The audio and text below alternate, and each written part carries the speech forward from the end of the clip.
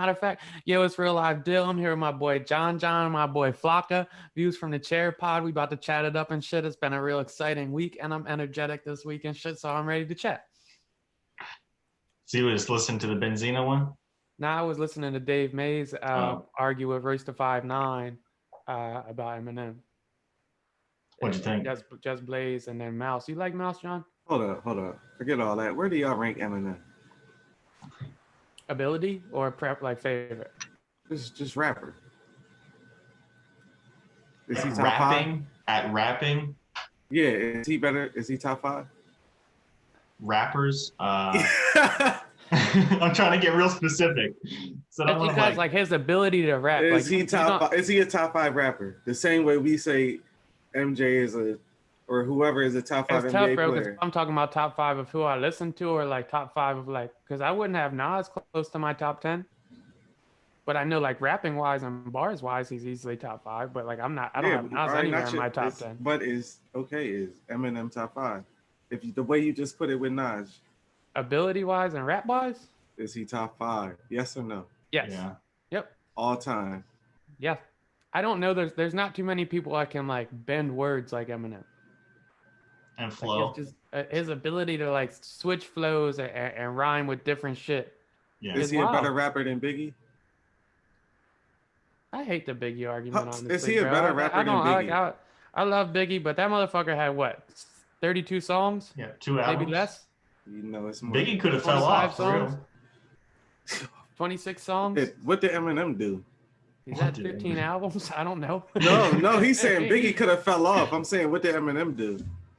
Nah, you know, it's crazy though. I was at the How hot was Eminem? How long was Eminem hot? If a long time. Biggie could have fell off. Yeah, he's been hot. Eminem might have one of the longest runs. Nah, you know, it's crazy though. I was at this redneck bonfire like 2 weeks ago, and they was out there taking me on the ATVs and shit, and then they were shooting cans and dip spitting and all that shit, and we was lighting up a big bonfire at gasoline, and they had the speaker on, and they was like, yeah, like, you want to play your shit? And I'm like, nah, you got it, bro. And like 5 Slipknot songs came on, and like all this crazy country songs came on, and this M John came on. I never heard. It had to be some new shit. It was like, because he was referencing some new shit, and the whole crowd of like 8 people was rapping that shit word for word.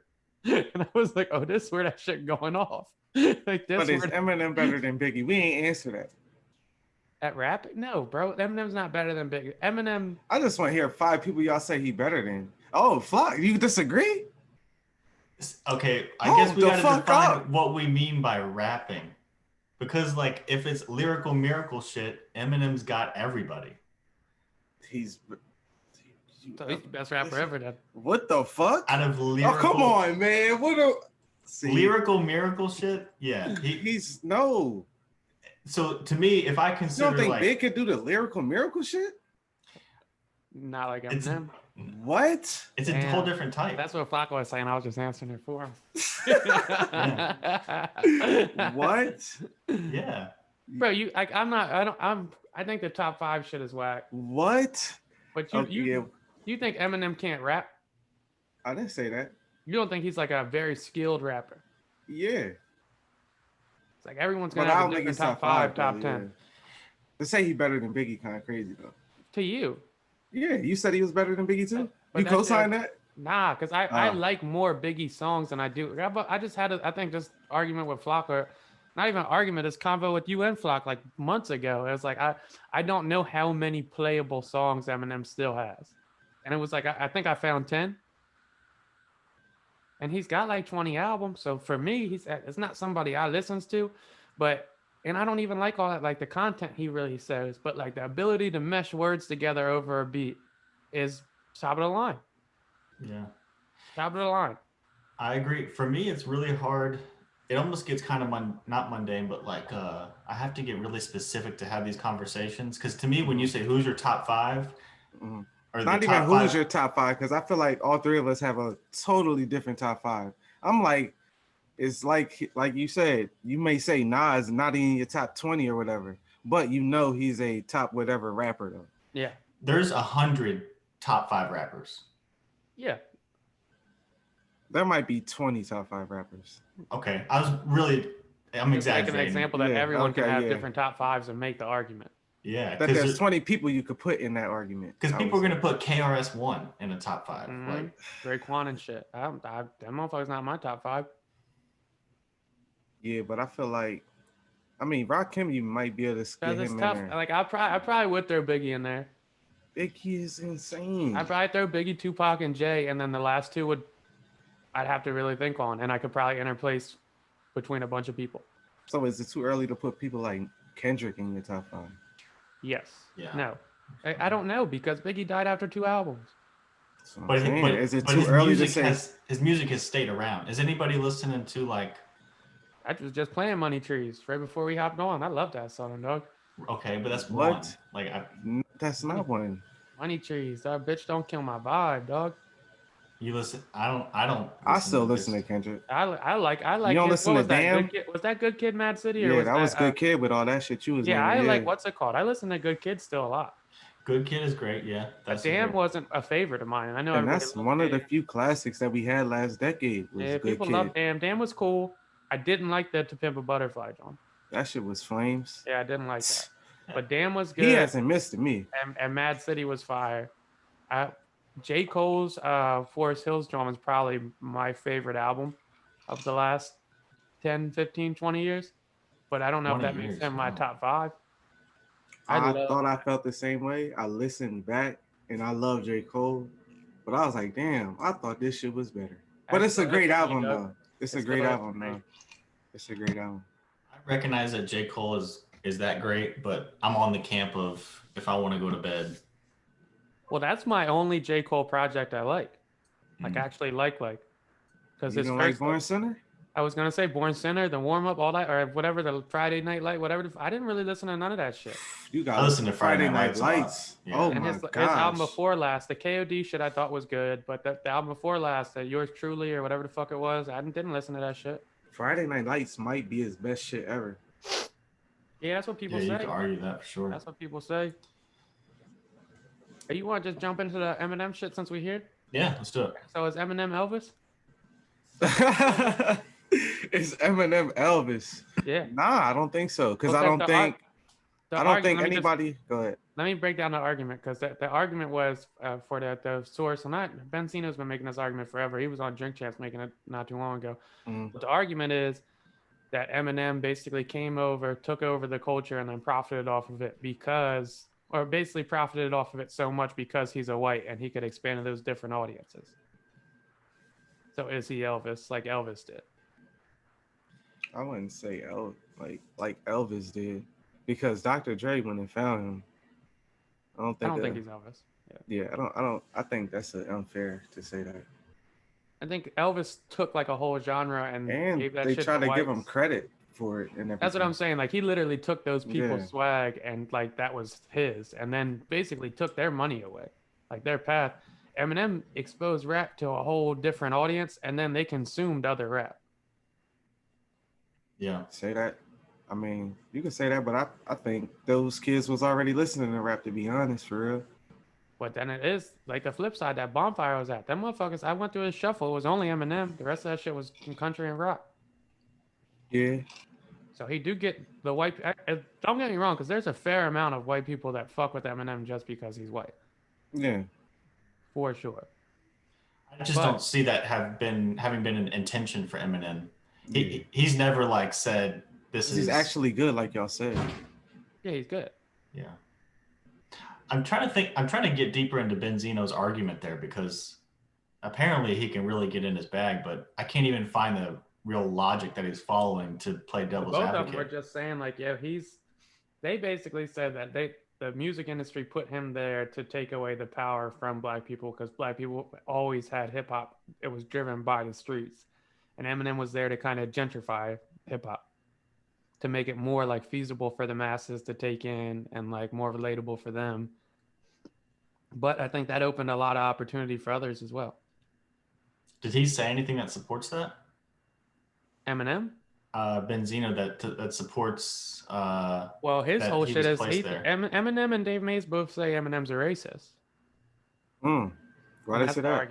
Because Eminem, like you guys probably don't remember, but when they was beefing with Benzino and shit, the Source dropped that tape where Eminem was saying some shit. Oh yeah. I never heard that. Yeah, he was calling black girls nappy-headed hoes and Oh like shit. other different shit. And like that's what they dropped. And then he came out and was like, yeah, fuck out of here. Like I was like 15, 16, but they like, fuck out of here, bro. Like you don't even like black people. But Race to 5'9", like, yo, he grew up on east side Detroit, dog. Like he been around us this whole time. He's not a racist. So like I can't call it. That brings up the argument that you were making last time is you say something, how long are you a racist for? Are you a racist forever? Well, I didn't realize this, but Dave Mays was saying, Dave Mays is the co-founder of the Source and shit. He was saying that on one of the tapes he dropped the N-word. Oh, And Eminem yeah, in a hard rap. R, hard R, Oh, and some Hard racist R. shit. Nice. hard R in the rap. And Versus Royce a the rap. 5'9" was Quality. basically saying every single white person says that, and they have like you can find a video of every white people saying that like we don't give a fuck.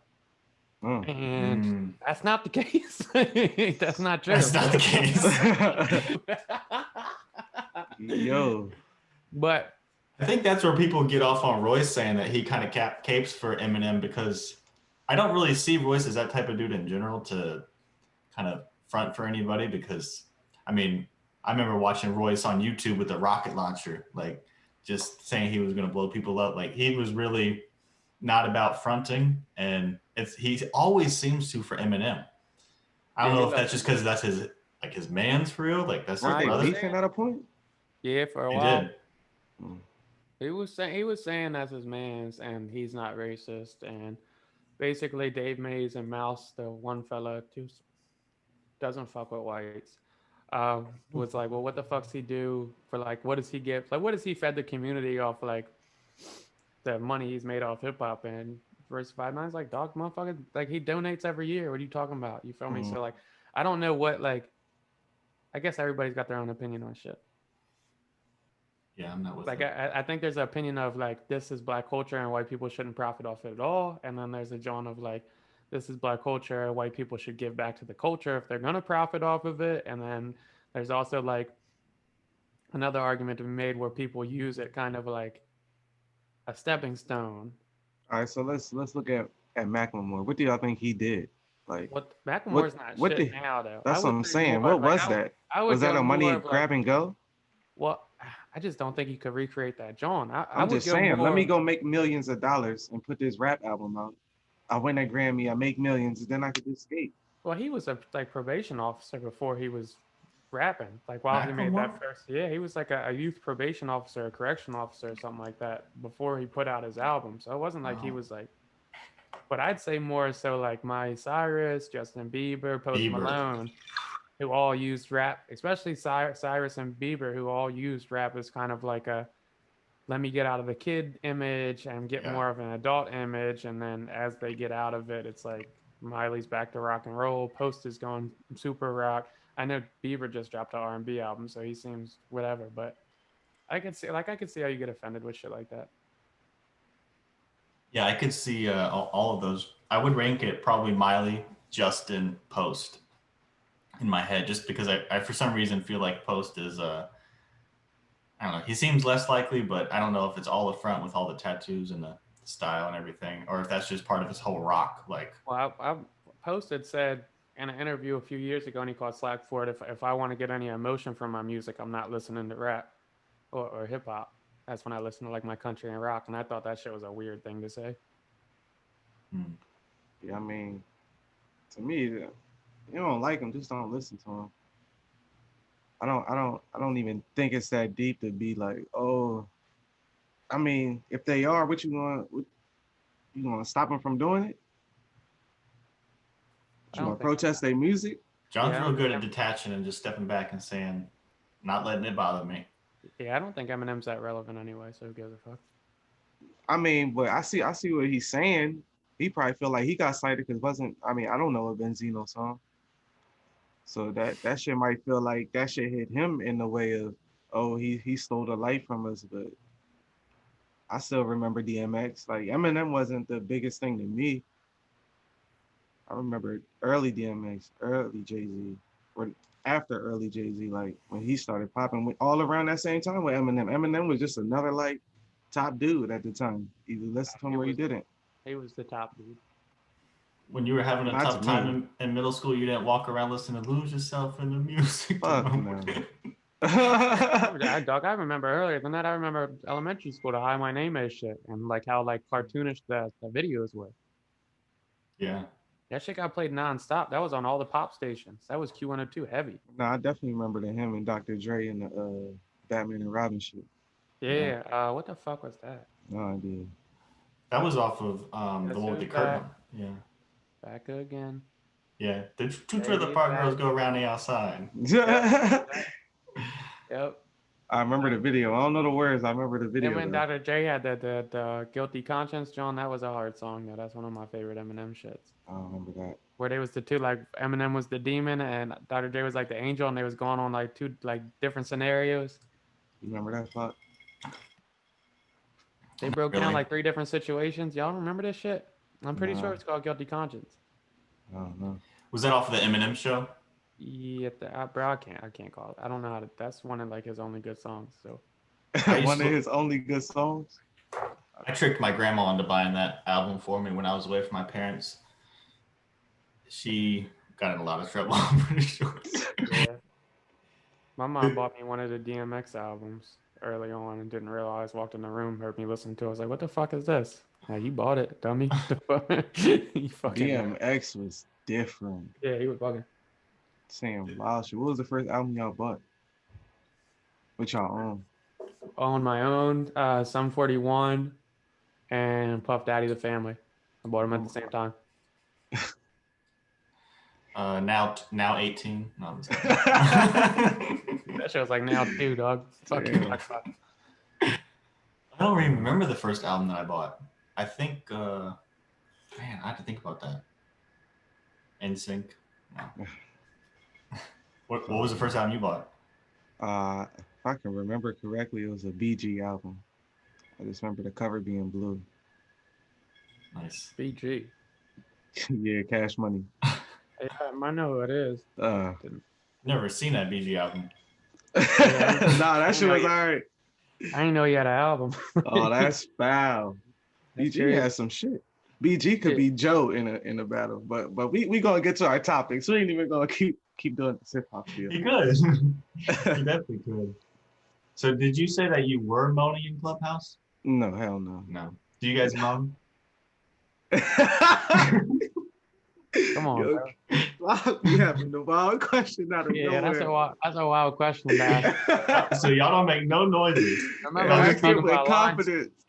we was talking about lines, though. You see how we just gonna dance around this question? He said straight face. Y'all be moaning, yo? So y'all don't make no noises. This your topic? That's where you want to go with it? 2021 crazy, ain't it? Yeah, that shit crazy, bro.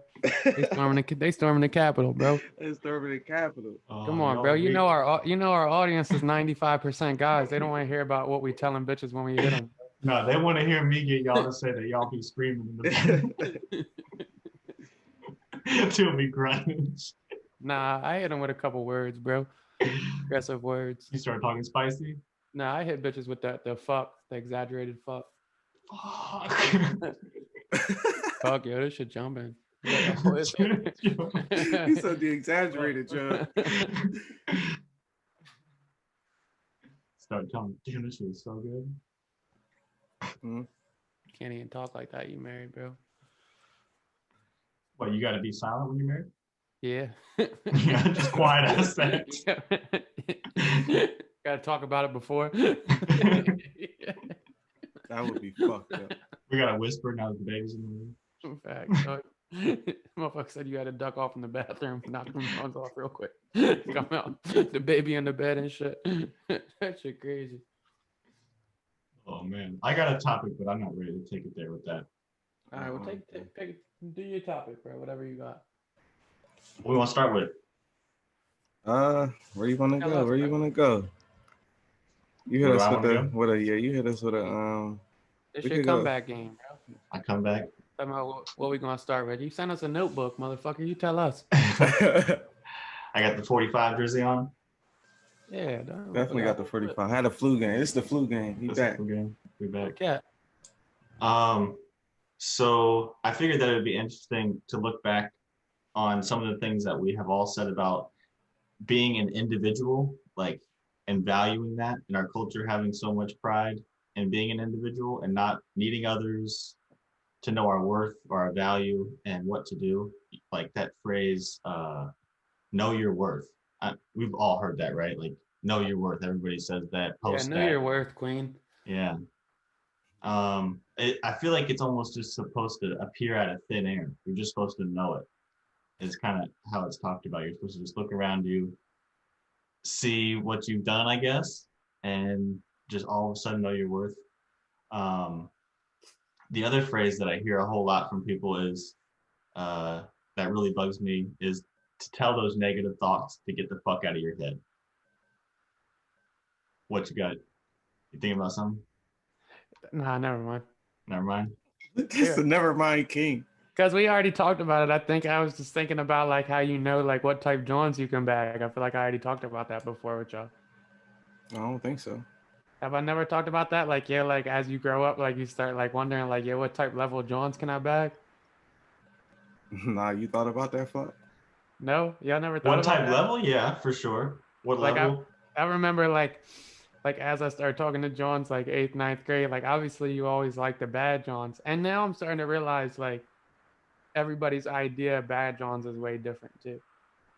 But like Sure. you like the bad Johns, right? And you like you feel like you can get the bad Johns, but you don't really know. And then you finally get one, you're like, oh yeah, I'm here. No, y'all never was like never Yeah, got that. for sure. Never got that reinsurance. I would gauge what level I'm at. Like, okay, that was, out of What your the league fuck? type So thing. y'all felt like the girl y'all had, if like if y'all had a girl, y'all was like, damn, my girl trash, but that's my girl. No, bro, I never knew until I started bagging them. I'm like, damn, like, am I just like wishful thinking that I'm like this handsome and this funny and shit that I can bag the bad Jones? And then as I like got one, I'm like, all right, maybe this is a fluke. And then I got two, I'm like, oh, this just where I'm at with it. Yeah, like this the quality of Jones I get. No, y'all just knew you was always gonna get the baddies right off the rip. How do you know? No, I'm agreeing with you. I'm agreeing with you. Like, how do you I know? ain't ever think about it. Really? You never thought about who was in your league or out of your league? Yeah, Fuck bro, no. come on, dog. She's not in my league. That's expression, bro. Like, she's out of your I'm league. saying y'all thought like that though. Like I thought that was some TV show shit. Is Beyonce in your league? I didn't. My whole If thing was Beyonce's in around, like I mean, I don't didn't know. know. I don't know Beyonce. You know what I'm saying? She might. I don't know. You just never know. That's what I'm saying. This is the guy that had two girlfriends in high school. Too cool ass I motherfucker. didn't have two girlfriends. No, all I'm saying is you too never cool know. You saying Bro, she's out of your I'm league. saying I She didn't might be know regular as shit. until I got some, and then I'm like, oh shit, that's where I'm at. But initially, you don't really know. Like, you might think like, yeah, I can get them, but like, what if you think you can get them and then you get like you can't? Yeah. That's what I'm wondering. Like, so like, Then what if do you I not end up with a girl? What if I finish up middle school and go into high school and shit? I'm like, man, I'm going after all the baddies, and I keep going after the baddies. I can't get them. Eventually, I'm gonna have the realization, like, maybe I should go after some of these sevens, dog. Some of these. That's fucked up if you thinking like that. Yeah. That's fucked up. That's fucked right? up. No, like Start a low eventually in you the gotta be number. like, maybe I should go after these sixes or sevens. You feel me? That's fucked up. I'm Right? sure people this think is like 6 that. or a 7 to just you though, right? Yes, This bro, ain't that's what I'm saying though, because people get girls and like So- I might think they 6 or 7, but then you hear them talking, they be like, yeah, my bitch the bad or my lady's the baddest and shit. So like everybody's definition of bad is obviously different. Hold up. But it was a time when I was younger where I was like, damn, can I get these type Jones? And then as you get them, your confidence boosts and you just get acclimated to it. So do you care what somebody think about what your girl look like? No, bro, but I hate when people say shit though. Like I'm saying if somebody thought your girl was unattractive, you would be mad. Nah, I wouldn't care, but I hate when people even give that. Like if I'm talking to a girl and I bring her around or I show my friend, if I'm talking to her on FaceTime, my friends see a picture and they like, yeah, oh, so and so, or like, I don't know what they could say, bro, but like I do remember being upset. Somebody said something About your girl? fairly recently. I was talking to a bitch and they said something like, forget what the fuck it was, but I was like, if I don't comment on your bitches, I don't like, don't. I'm big on not commenting on other people's looks. You feel me? If I meet my friend's lady or a girl he's talking to, I'm not gonna say like. Only thing I might say is like, if she's a baddie or some shit, and that's not even if like I might say that even if she's not, just to boost it. But I won't even usually say that. I'm not gonna be like, damn, her dress game kind of whack, or like, damn, maybe like she's a little too light skinned, or like some weird shit like that. So I don't be liking when motherfuckers comment on the features of my bitches and shit. Do you think it's weird to comment on other people's looks? Yeah. Just because I keep it to myself. Like, I'm not going to talk about your main look. Like, motherfuckers' main looks to me be fives, but I don't be saying that shit. Because here's what you're saying. You're ultimately saying, I would have sex with your girl or I wouldn't have sex with your girl. That's what it boils down to. You bugging. If you're thinking that, you bugging. Yeah. How do you gauge if somebody's a baddie or not? Well, I think you could think somebody's attractive without saying you'd have sex with them. Right. You wouldn't say it, but that's what you use. That same part of your brain. Well, you only fuck off physical appearance? Fuck. Huh? You only fuck John's off physical appearance, bro? I didn't say nothing about physical. You don't got to get an emotional connection first. You're a snake. Yeah, I don't know if that was me in the conversation. Anyway, so what you were saying was kind of playing into where I was going, that when you started to hook up with women who were at a certain level of attractiveness to you, you started to feel like, okay, I can go there. Like, they kind of confirmed what you were hoping. Yeah, I felt like I'm here. Yeah. So we do need I'm here. Because now it's like, and now like, bro, I'm a regular ass motherfucker, but it's not like I don't see girls like and be like, oh, they're out of my league. Now it's just like, yo, it's like I'm here. I've been here since I was young. Like I specifically remember I was at a beach bar with my big brother, my big stepbrother and shit. And we was at this beach bar down in Ocean City and shit. And I'm walking around, it's packed. And he looked at me, he goes, ain't it hard to see all these bad Johns and they all out of our league? And I was like, why do you think like that? Like, bro, speak for yourself, you freak. He thought you was on the same level as him. Yeah, what? You wilding, bro. That's what you think. Like, so if a girl reject you, like, is she out of your league? Who? Not necessarily. If a girl rejects you, is she out of your league? No. So how do you like gauge? That's what I'm saying. Bro, how are y'all gauging this out of my league? I'm adult now, bro. I don't gauge the whole league thing. Girls like whoever they like, regardless of occupation, whatever, whatnot. People like different shit. But as a kid, I definitely was thinking like what type level John I could get at 14, 15, for sure. Oh, shit. I think that's crazy. You didn't think about that at all. Like, yeah, you just knew right off the bat.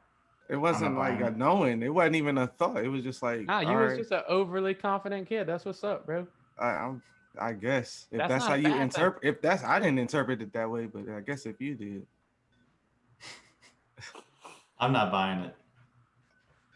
I just don't. I'm wondering how it's a thought. Like, it's not like, oh, I can't get her. You didn't even try. Like, if you didn't try, it's a can I? Like, you don't know.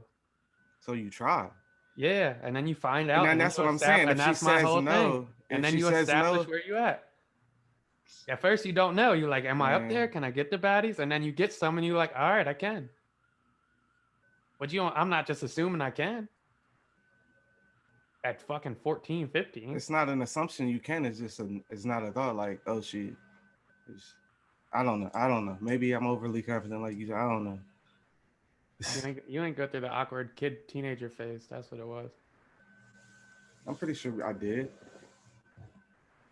All right, yeah. So last episode when we were talking, do you guys remember when we were talking about valuing individuality and like not needing others for feedback, value, and whatnot? Yeah. No. Yeah. Yep. Okay.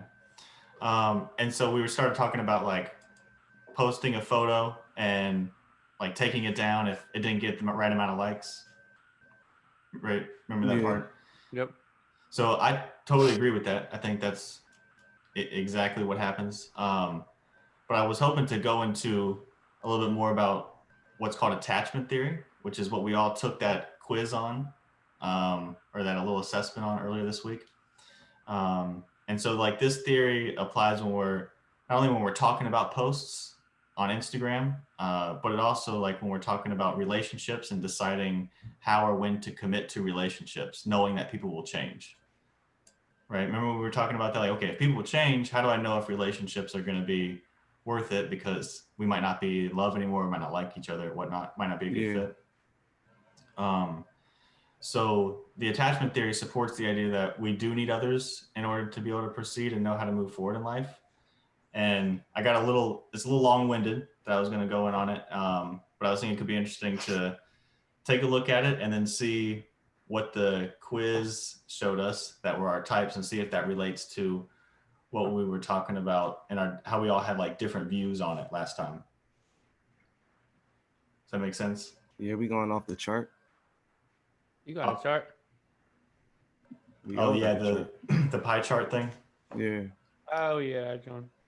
So attachment theory helps us to understand how humans develop and maintain intimate connections. And it says that we have a super, super strong need for human connection and that we're born to develop deep emotional bonds. Like that's what we crave. That's what we go for. That's what we really want. And we start out with our caregivers and our parents. So an example that we were also talking about with infants last time, and like when they cry, what do you do? Infants learn to cry because they know that that's how they're going to get your help. So it cries more if you pick it up because it says that's how I get my parents' attention when I need something. So even from like a very early age, we're starting to determine whether or not somebody will be there for us when we need them, right? And so that same survival skill exists all the way through adulthood. It says that we do that same thing from the cradle to the grave. And if a parent doesn't respond, then we learn that we can't get help. So if we had a parent that was a little less in tune with our needs when we were upset and they didn't come to the rescue, we would learn that people aren't there to help us. And what our brain does with that subconsciously is it starts to say, well, I must not be worthy of it. I must not be lovable, right? And so that's how people get depressed usually. Like that's where, when people say depression comes from childhood, that's one of the theories that says that's how it happens. Does that make sense so far? Yeah, to me, yeah. Yeah. What are your thoughts, Dill? Yeah, it makes sense. Okay. So can never read. Dill's laughing every time I come up with something. So the next part is super key. It says that we keep seeking those emotional needs all the way from when we were born to when we die. And unless we work on ourselves, the same type of bonds that we created in infancy are the same type of bonds that we look to recreate when we get older. So if we're used to asking for needs and them being met, we feel secure and we continue to ask. But if we are used to asking and them not being met, we stop asking because we don't think they're going to get met. So we become really independent. And when we were talking last time, I was thinking, well, maybe, our culture has a little bit less, it values that individuality. It sometimes values not asking for help. And parents are less, have much more going on now than they used to, right? Social media distractions, work distractions. They're not at home with their kids. So I was wondering, do y'all think that maybe part of us wanting to be such an individual is because we're used to needs not being met when we ask for them, or when we're wanting people to be there for us? So we start to get like these weird fucked up ways of asking for it, like social media posts. Hey, like me, tell me that I'm good, tell me that I am pretty or I'm important or popular or smart. And so we start to create all these weird ways to ask for it because we're not used to getting it. You wanna go? Nah, you got it, bro. I mean, I think it varies person to person. You never know why somebody posts on social media. You could say that's why. I don't know if everybody's posting because they not had a fucked up childhood or feel like they're not getting certain attention. But I mean, from what people say, the social media like does make somebody feel good. So if it make you feel good and that's what you're looking for, I'm not just gonna judge you and say your childhood must have been fucked up if that's how you need your validation or what you want to call it. I feel you. I'm not even saying it had to be fucked up, just like Mm-hmm. just not getting the. Are you asking if we think it's a connection between how like you like were an infant to how you act now? Doesn't have to be an infant. It could be teenage years. It could be Yeah, early for sure, adulthood. bro. We all act different now because how we were raised and shit. Yeah.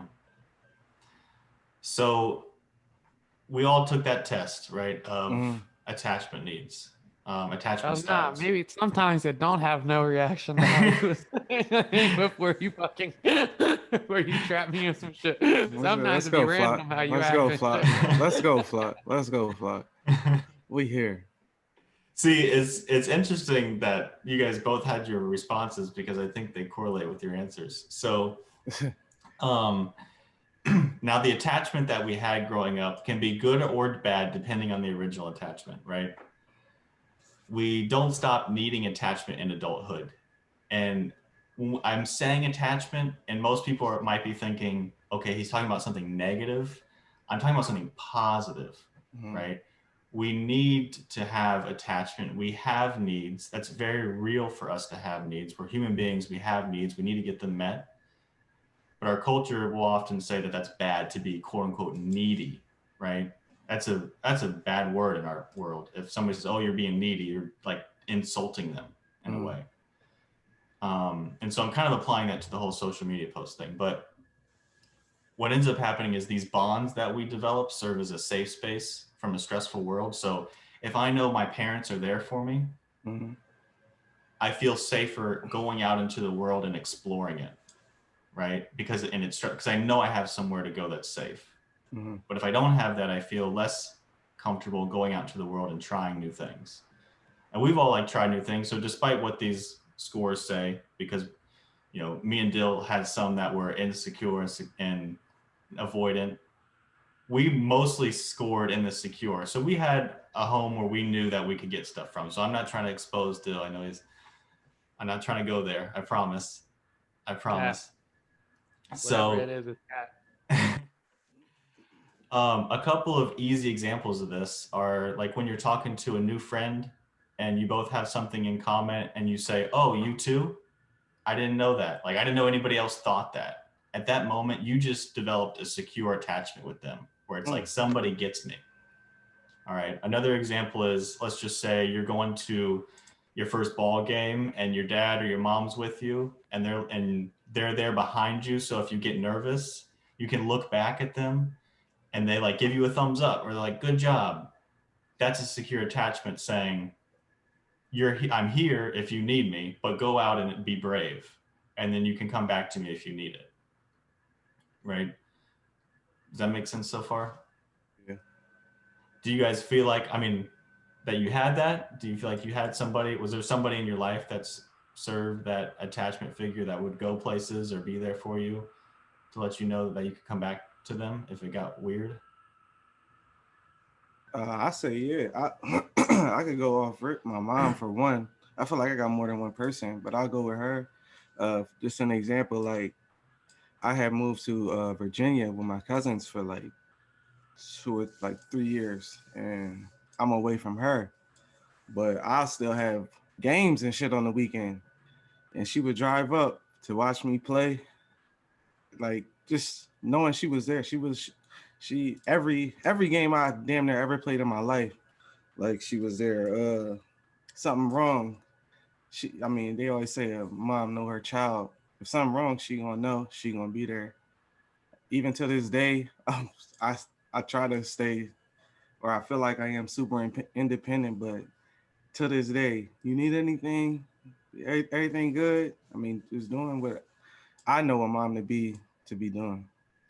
So she was really in tune with you. And Yeah. like you said, a mom always knows her son or her child. Yeah. You had that experience, and that might explain why you felt confident approaching women that were me and Dill might have said that's out of your league because you didn't have that. You had a safe place to go Not what I back to. said. And even like that, she's telling me, "Oh, Not you what I handsome said. every day." Yeah. I'm getting reaffirmation from her, or affirmation from her. So shit, who is she to tell me I'm not? You saying?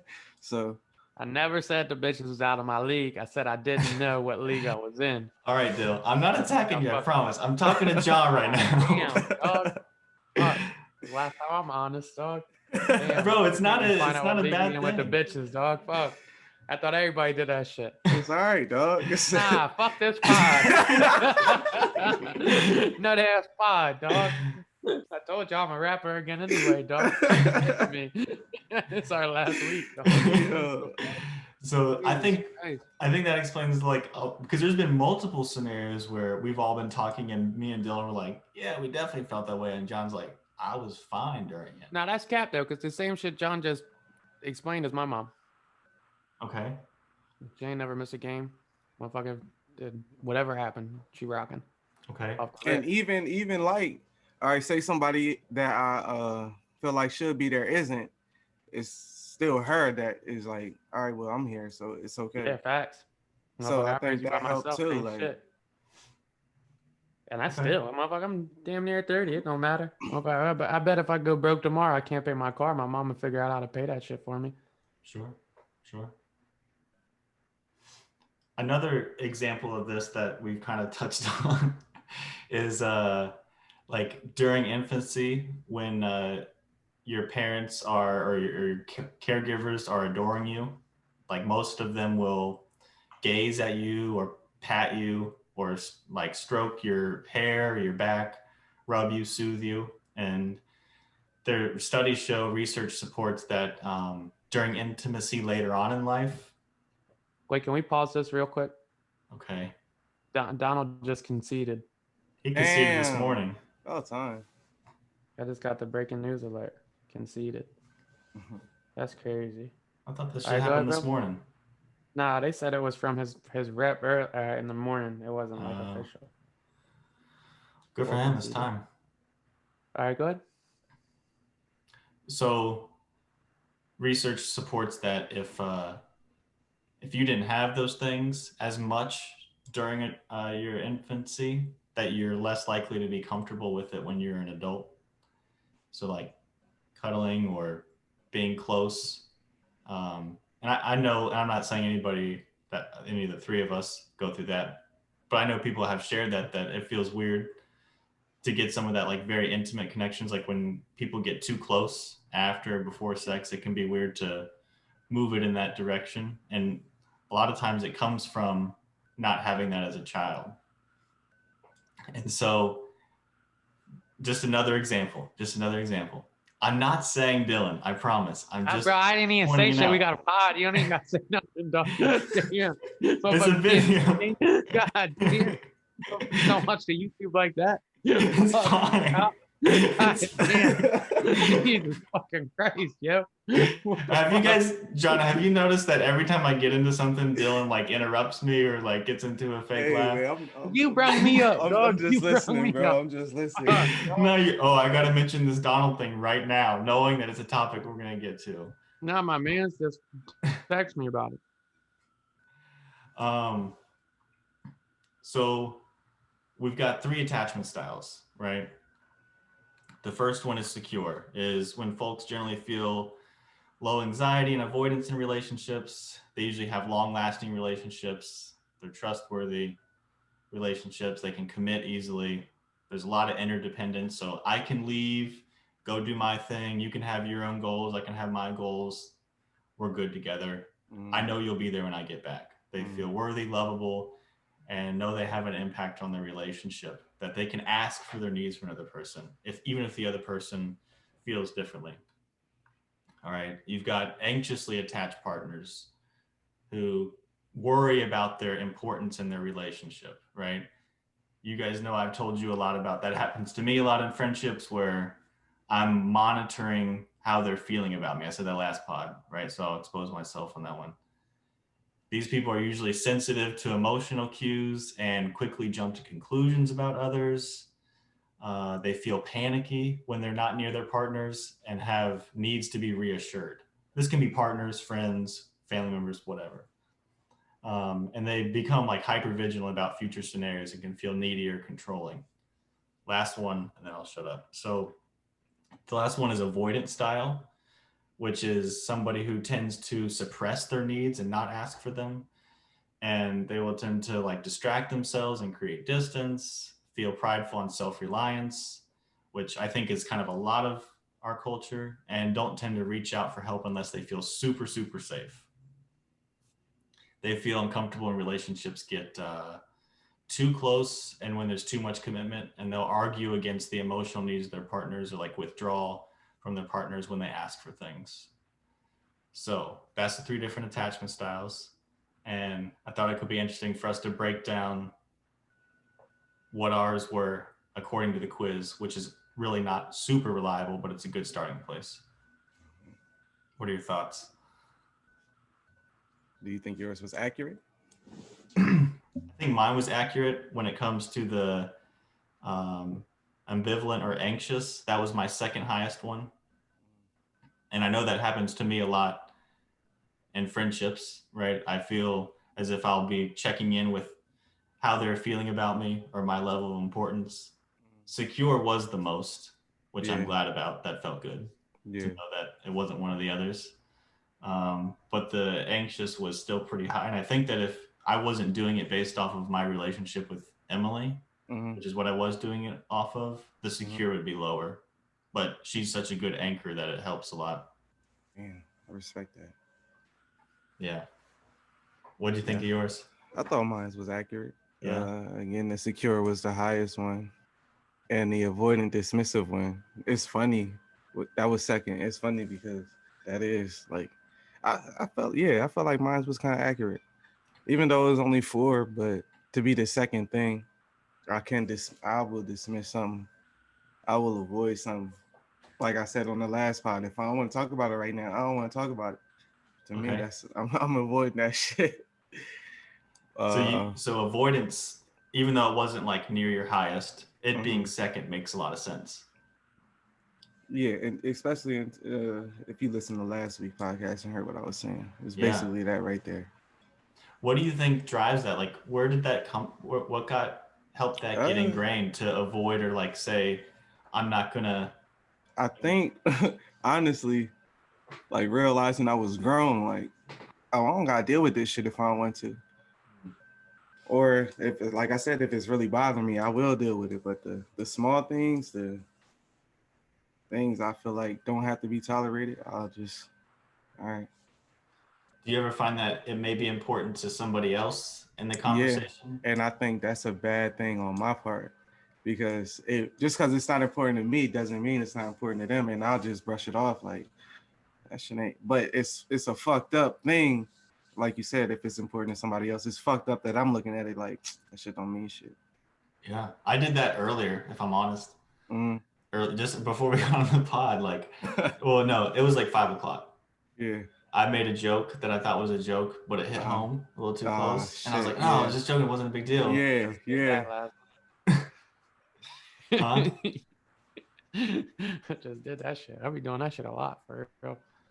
Yeah. Yeah, go ahead, though. Nah, John shit cheating, dog. No, it's not. Wait, you just said I'm. How's my shit cheating? Wait, why are you talking about avoidance? Your shit all 19 secure. Did I miss the breakdown? He was saying that it was like made sense that it was second. That's 4, though. That's not a second. That's not even a real John, dog. He only got how 1. Is it not real? Like, how you gonna critique my chart? Like, that's my answer. What am I lying? I have no reason to lie on this chart. Why you got so many points, Flocka? What'd you say? That's what I'm saying. Flocka shit just like that. Flocka got the same secure as me. Now Flocka got more points than you, though. I didn't know it was that many points. That's what I'm saying. Flocka got 22, 4, 10, 1. That motherfucker got like 50 points. I got more points because some questions are repetitive and they cancel each other out. So they'll like put 1 if you say yes to this, then it's A, 1 if you put B, or 1. Yeah, because John's got a total of 27 points. Yeah, he has less. I got more than that with 2 questions. But that's answering, I feel like. Yeah, that's 2 Johns. I got more than that, dog. How the fuck 2 Johns more than what? Oh, your shit. For I got 2 personality Johns more than that, dog. More than your total pie chart. All right, I mean, what I'm supposed to say to that? What's so like? What you answer? All like extremes? Is that how it works? Nah, I got some. Sometimes I answered all 3. Yeah, fuck this chart, dog. You mad as shit at your chart, dog? Yeah, why do you not like the chart? Yeah, break down your chart, dog. I don't even know what's with the chart means, but I'm not happy about it, dog, because I thought my shit was cool. If You you feel me? I'm like answer, 17 honestly, secure. I mean, you can't be mad at your answers. Nah, I'm not mad now. I'm looking at numbers because you only got 19 secure. I got 17. I'm right behind it. But then I got 11 and 10 and 7, dog. Like I've fucking racked up all the points. So I could send out his shit on a floppy disk. I don't even know how to read his fucking. Yeah, his shit was disk. different. Well, I had taken Yeah. mine a long time ago, so I had to go back and take a picture of it on the computer. It was Yeah, from you school. anxious as shit, dog. I'm not as anxious as you, but I'm anxious. Oh wait, I'm anxious too. Now we tied, motherfucker. What you talking about? We tied, dog. 10 and 10, dog. Both anxious. I'm anxious, but you're also mad avoidant. Yeah, because you feel me? If I sometimes I just dismiss it. You know what I'm saying? So you got more avoidant points than me, though. Man, Eminem, the new Elvis. This fucking guy. What Block just say? Yeah, he tries to duck everything. I was telling you, man. But he said, I'm the ducker, though. That's crazy. Eminem, the new Elvis, dog. That's crazy. I don't even be avoiding shit for real, dog. I be straight at it. All right, let me read I don't know what this shit talking about. I wrote down before the pod the most common avoidant and anxious symptoms. It's you build walls and create distance to avoid being hurt. You have an over focus on self. You have difficulty maintaining eye contact. You have difficulty expressing your needs. Damn, that's crazy. You search out faults in partners, have strict, unrealistic boundaries. Lovers might tell you send a mixed signal. You want companionship, yet fear being hurt, so avoid closeness. Overanalyze relationships. Long for your partner, but could feel stressed. Yeah, you're not about to do this. Let's read the scores on that. What was the scores on that? What was your score on that one? What was your score on that one? I'm about to do this, dog. On mine? Yeah, on mine was 4, but my 10 was on anxious, and I'll read that one. I don't care. Mine was Wait, that was avoidant. What was that? That was the mine dismissive. was 4. Oh, that was 11. Yeah, y'all like looking at people in the eyes, though. I do. I feel like it's a certain amount of respect. I hate that shit, bro. I hate that shit. And it's like I know you have to, so I do it, and I can't. Like it makes me so uncomfortable. You can tell when it makes other people uncomfortable too, because you'll catch them looking away. You be like, "Damn, maybe I'll just look away too." Then bro, that's like my job too. And I've always been raised like that's the respectful thing to do. So I be looking people dead in the eyes, and I hate every fucking second of it. Like if you see me like chatting with my friends, for the most part, I'm usually watching TV or something, having a full conversation, or like looking at a fire, or like something different. It's very rarely I'm looking dead in the eyes. Or when bitches look dead in my eyes, I hate that shit. I mean, girls. So avoidant, the attachment style theory would propose, or the attachment would propose a theory as to why that is that way for you. What's the theory? The theory would be, let me kind of compartmentalize it in my head. It would be I that got all 4 of these bitches, dog. That's so I'm fucked up all 4 ways, dog. let me tell you what I would say. Nah, you got inflated numbers like a motherfucker. That's why I'm looking at mine like your numbers was high as 17 shit. on secure, 11 on avoidant dismissive, 10 on anxious, and 7 on disorganized. I'm fucked. It's cool. I'm fucked on anxious. Nah, motherfucker, don't give me a sympathy 1 category, dog. I got all 4 of these Johns, dog. Most people do though, because remember when I said this isn't bad? We got to remember that. We're not talking about bad things. I'm about to go get fried. This fucking guy. Nah, go ahead with your witchcraft, dog. We all have needs, bro. It's cool. Oh. Is pause homophobic? That's the deal. He said it. I say it a lot. I think it might be homophobic. The attachment theory would say that for anxious, huh? Do we have to stop pausing? If we don't want to be homophobic. Leave me the fuck alone. There's the 4th attachment style, which is disorganized, says that people typically feel attacked when they're in the disorganized style. Yep, and I got 7 on that, dog. So I'm feeling real attacked. Leave me the fuck alone, dog. What I get on that? No, I'm just joshing. Read the breakdown, bro. I don't care. Okay. So, like for the anxious style, it basically says that those people do not believe that the person that meets their needs is going to be there when they get back or when they need them. And the avoidant style believes the same thing, but their approach is, instead of really asking for it and like becoming a bit demanding, is to never ask for it, be out of fear of rejection and shame. And it's usually the not fear of rejection and shame was a little much, but yeah. Right. I just broke that down like 3 podcasts ago. You did. Yeah, you did. I had that whole tangent on that. Yeah, you're right.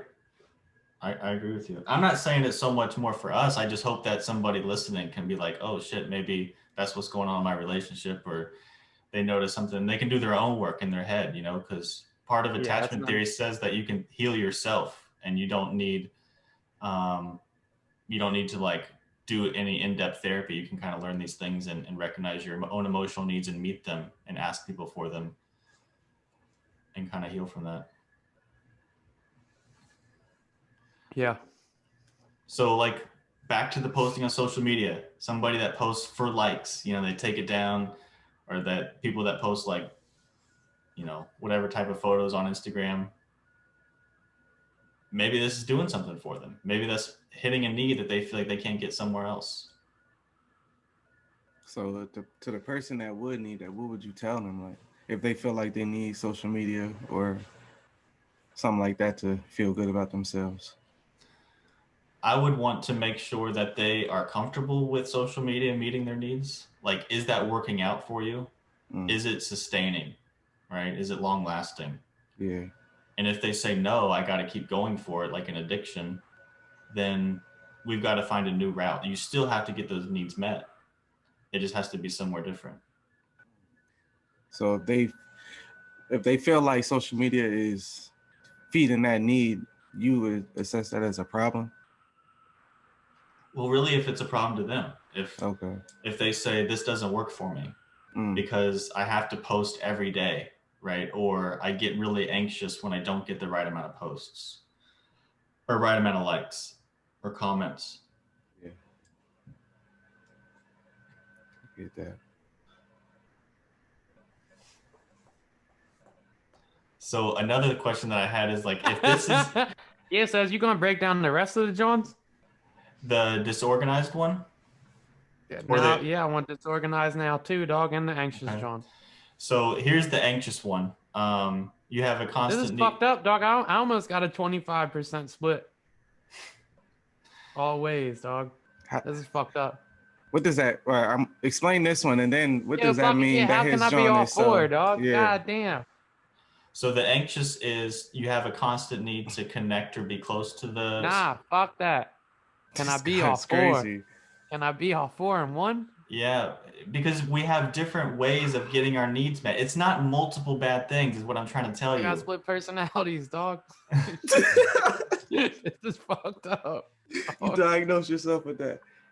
This is fucked up. Because y'all all had one dominant John. I got 4 even splits. Nah, your shit damn near even. That shit is crazy. They all big numbers, dog. Me and Flock shit like damn near Pac-Man and shit. It is bad. No, because Flock had gone through that long ass breakdown, dog. There was some shit I had already said. I'm like, all right. But then he kept it moving, but it was 4 Johns. They're all even scores, dog. I want to hear them all. Okay, I'm trying to give them to you. It was stressful. So the anxious one is like you feel anxious or insecure when your partner is absent. You might feel unlovable or undeserving of love. You could be overly anxious to please others with little thought of yourself. Like, I want to make them happy. Dark, bro. I don't even want this shit no more, guys. This shit is dark, bro. Yo. I thought I was happy today. Jesus fucking Christ. Giving us, the people getting info though. This is interesting to me. The wrong info, dog. This shit it's not bad. He literally said 10 times it's not bad. This is interesting as shit. Yeah, I feel like it's mad interesting. I leave this pod feeling mad anxious and insecure because Dylan always hates on my shit. Bad, Buck. Go ahead. Making my man anxious and shit. I'm trying to gauge the relationship. Yeah, I keep cutting you off, bro. My bad. You good? So you often give too much and then grow resentful when it's not returned or appreciated. You keep score. You fear abandonment. I'm anxious, right? I'm also. How can I relate to all these joints? How can I be 4 different people, bro? It's fucked up. It hurts. You fear abandonment and find ways to perpetrate it. I can't remember what I said there. You have a crippling fear of losing your partner and your connection. You might unconsciously smother your partner or push them away with unrealistic demands or expectations. So those are some examples of anxious style. We did avoidant. The disorganized is really easy. And we're not going to go into that one because that one's even darker, but basically it's a combination of the two. Right. Now we want to hear it, dog. We already did the other two, dog. Keep going, dog.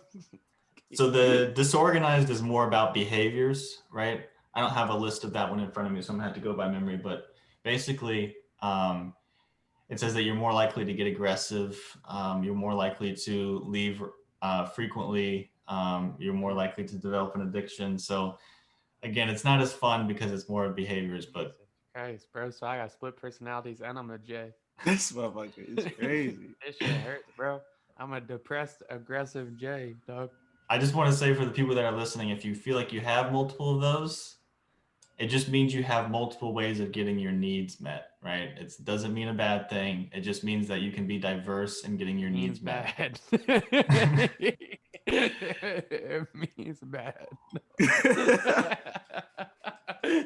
It's bad. Yo. Jesus Christ. Yo, the last one was so dark, Flocka had to freestyle it. It means shit about to be over for you. You're more likely to shoot up and shit about to be over for you. Yo. Jesus Christ, dog. No, I don't like this game, dog. I told you I ain't fuck with them surveys, dog. Now I'm upset. I'm anxious, and I'm about to avoid this pod next week. So, and I feel secure making that motherfucking decision, dog. Jesus Christ, dog. I guess 17, 11, and all right. Anyway. So if this is what drives character traits, huh? Fuck, listed off 15 negative traits, dog. I don't ever want to hear that shit again, dog. Damn, nut ass fucking list. He said they not traits. It's just. I know I'm being aggressive now, dog. My bad. One of the traits. There's no win, dog. I'm trapped. I'm fucking trapped, dog. But listen, I'm giving you keys at the same time because it also tells you of ways to heal. Right. I'd have put the keys in my car and go get some loud, dog. That's how I'm about to heal. Go ahead. That would be pretty much the epitome of avoidance, but that's cool. So like for healing, the anxious style is focus on recognizing and meeting your own needs. Do things for yourself that you would quickly do for others. Practice like regulating how much you give and how much you do.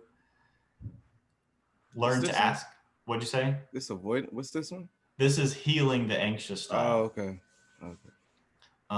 Work on calming the inner critic. Avoid desperate actions for attention. Give your partners and your friends time and space between seeing them. So there's also like keys in how to heal from these things if you identify with this. Like it's just about learning how to meet your own needs. It's not bad. It's keys for growth. So is LaMelo Ball really that good, or is he just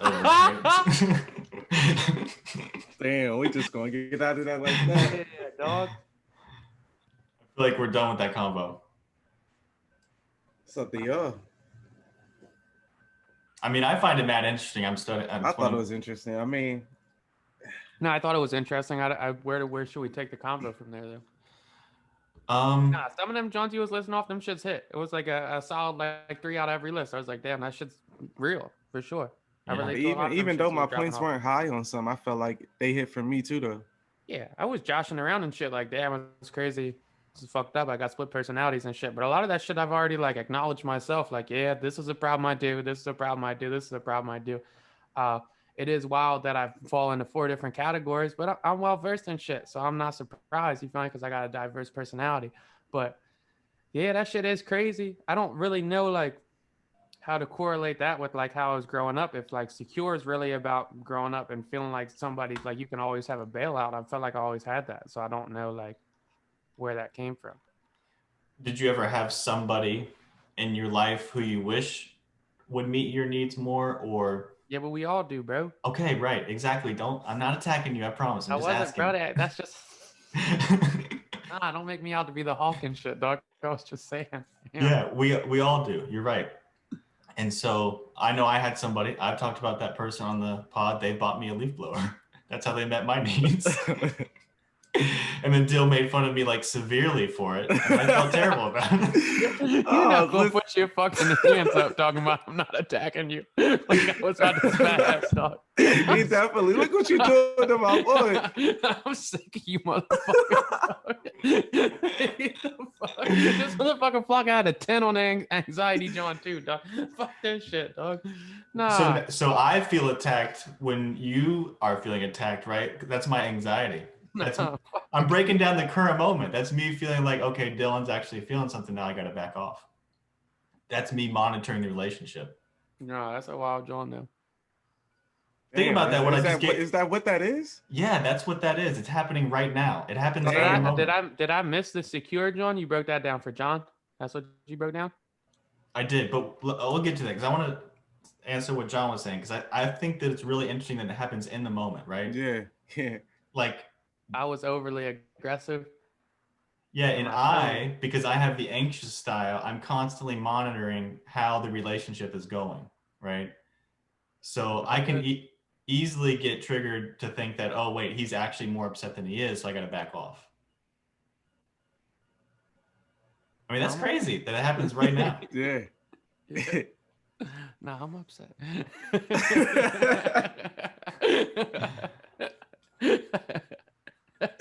Yo, laugh through the pain. No. And so this is how they say, like, with therapy, this is a lot how therapy works. We'll reenact these things just like this in therapy and do this same type of work. And this is why it's so important to make sure you have a therapist that doesn't bring their own advice and opinions into the session. Because if I was letting my anxious styles come into a session with a client and I started being a therapist based off of how I felt our relationship was going, then I'd be being a bad therapist because it would be about me at that point. So have you ever been like, had to be like, oh, I'm not attacking you? Like, have you ever had to say that? Or I am sure that there's been times when I let my own stuff come into the session and thought they felt like I was attacking them and tried to play it soft when I wasn't, when I didn't need to.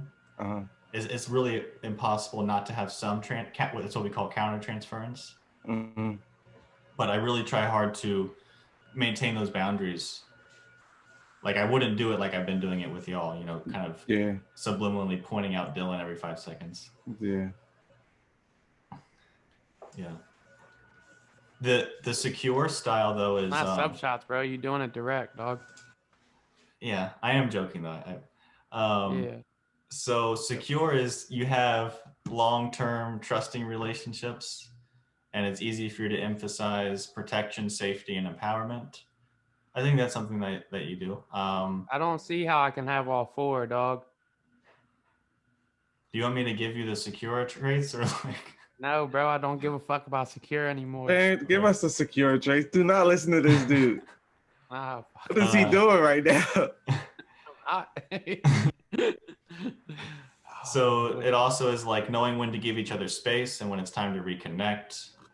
You can honor your partner's needs and your own needs in the relationship. So if you guys want different things, you can still get those different things while staying together. You can feel comfortable sharing your feelings. It's easy to repair a relationship and accept repair from another person when they've hurt you. You enjoy playing and laughing together. Feel compassion for others and self. I'm trying to think of a couple more. Another one would be like knowing that you deserve respect and you're not going to settle, quote unquote, for somebody that you can just get. So those are all secure traits. And that was what we all let in our charts. Thank you. All three of us. Thank you. All three of us. Yes. That shit don't matter though, dog. It's not about the good, it's about the bad. Oh, what a tough episode. What a tough episode. Boy, you to do disorganized John was so dark, Flock wouldn't even read that shit. That shit's crazy. Jesus Christ, dog. So No, it's yeah, interesting. Trump conceded. That's dope. Fuck Trump. What did y'all think about the stuff at the Capitol yesterday?